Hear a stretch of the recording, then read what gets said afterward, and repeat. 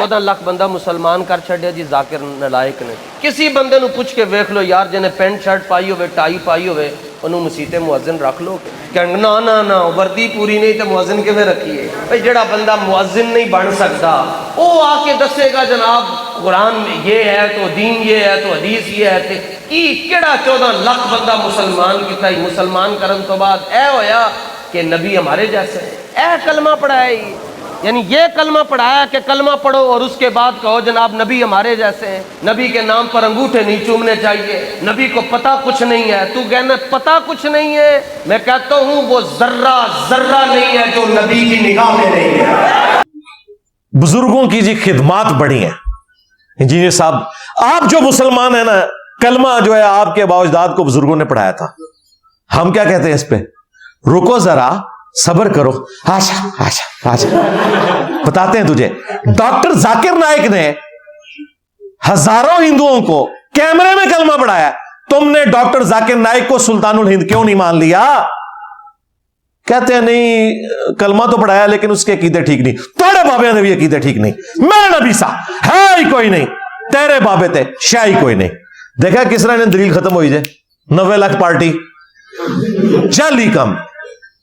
اس زمانے سب کانٹیننٹ 90 لاکھ مسلمان ہونا نا، آج ادھی دنیا مسلمان ہوتی۔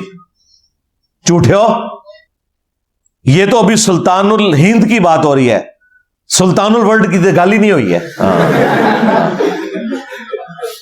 جی بزرگوں کے پاس کوئی بیٹھتا تھا نا تو وہ کایا کلب کر دیتے تھے۔ انجینئر صاحب کے پاس تو بیٹھنے کی ضرورت نہیں، ہماری تو اتنی سی ویڈیو بھی کہیں پہنچ جائے کایا کلب ہو جاتی ہے۔ بابوں کے ماننے والے اپنے بابوں کو چھوڑ دیتے ہیں۔ تو 90 لاکھ کو اگر کلمہ پڑھایا تمہارے بابے نے بقول تمہارے، جس کی کوئی سند ہی نہیں موجود، اگر ہو بھی یہ بات اگر دلیل ہے تو پھر ڈاکٹر ذاکر نائک کو بھی ولی اللہ مانو۔ اور اگر تم نہیں مانو گے، وہاں آپ کو یہ حدیث بتائیں گے جی، بخاری مسلم میں حدیث ہے، اللہ تعالیٰ فاسق سے بھی دین کا کام لے لیتا ہے تو وہ بد عقیدہ لیکن اللہ نے کام لے لیا ہے۔ بھئی ہمارا تمہارے بابوں کے بارے میں سیم یہی عقیدہ ہے، اللہ تعالیٰ کام لے لیتا ہے۔ او اس کو چھوڑ دو، تمہارے کسی بابے سے پرنٹنگ پریس نہیں بنا، تمہارے کسی بابے سے ایئر کنڈیشن نہیں بنا، ویڈیو کیمرہ نہیں بنا، سپیکر نہیں بنا۔ آج قرآن بخاری مسلم ہر بندے کے پاس نہ ہوتے اگر پرنٹنگ پریس نہ ہوتا۔ یہ جس انگریز شریف نے خدمت کی ہے،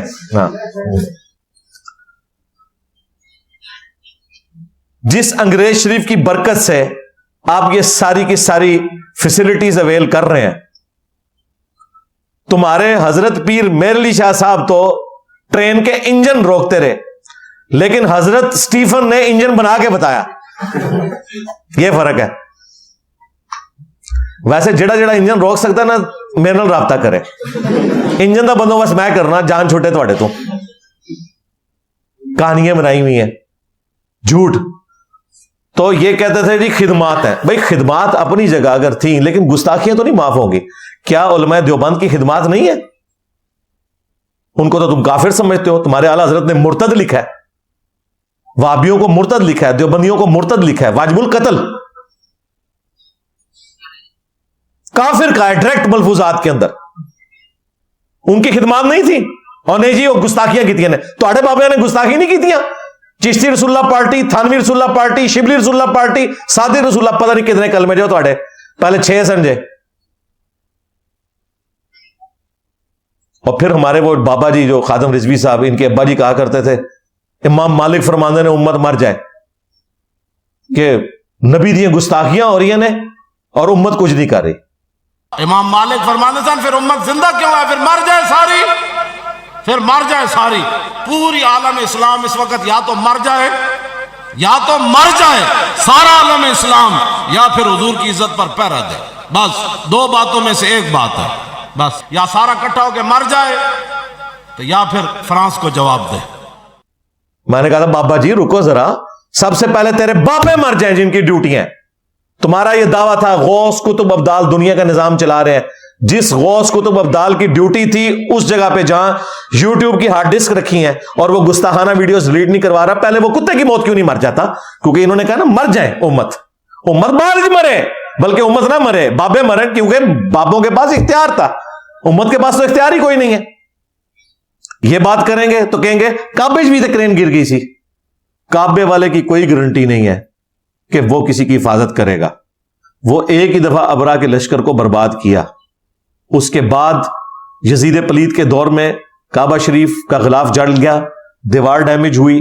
پھر حجاج ابن یوسف کے دوسرے حملے میں جو کچھ ہوا, عبداللہ ابن زبیر کو شہید کیا گیا. اللہ تعالیٰ نے یہ منظر دیکھا ہے, حسین ابن علی کو بھی شہید ہوتے دیکھا ہے. دنیا کو بقدر ایفرٹ چھوڑا ہے. لیکن تمہارا یہ دعویٰ ہے کہ تمہارے بابے دنیا کا نظام چلا رہے ہیں. وہ کوکب نورانی نے نہیں کہا تھا ایک تو پاکستان کے وہ وزیر اعظم ہے جو آپ جانتے ہیں, اور ایک روحانی وزیر اعظم ہے میرے داتا صاحب. اسلامی جمہوریہ پاکستان, اس وطن میں ایک تو ہے ملکی حکمران جو بدلتے رہتے ہیں, مگر اس ملک کے روحانی تاجدار اصل بادشاہ میرے داتا صاحب رحمت اللہ تعالی علیہ حضرت سیدنا علی بن عثمان حجویری المعروف سیدنا داتا گنج بخش رضی اللہ تعالی عنہ. اور تیرے داتا صاحب وہ ہیں کہ جہاں 120 روپے لیتے ہیں جوتیوں کی حفاظت کا. جس دربار سے کوئی چوری کرتا تھا تو پہلے اندھا ہو جاتا تھا, اب وہاں تم جوتیوں کے اوپر ٹوکن نہ لو تو تمہاری جوتیاں جاتی رہیں. اور یہاں الحمدللہ ہزاروں لوگ, بلکہ اب میں کہہ سکتا ہوں لاکھوں لوگ ہو کے جا چکے ہیں. موٹر بائک پہ بھی ٹوکن ہے, 1 روپیہ چارج نہیں ہوتا. قیمتی چیزوں کے اوپر ٹوکن ہے, 1 روپیہ چارج نہیں ہوتا. جوتیوں کے اوپر ٹوکن ہے, 1 روپیہ چارج نہیں ہوتا. ہوں دسو وڈا داتا کیڑا ہے؟ میرے نبی سا ہے ہی کوئی نہیں, تیرے بابے تے شاہ ہی کوئی نہیں.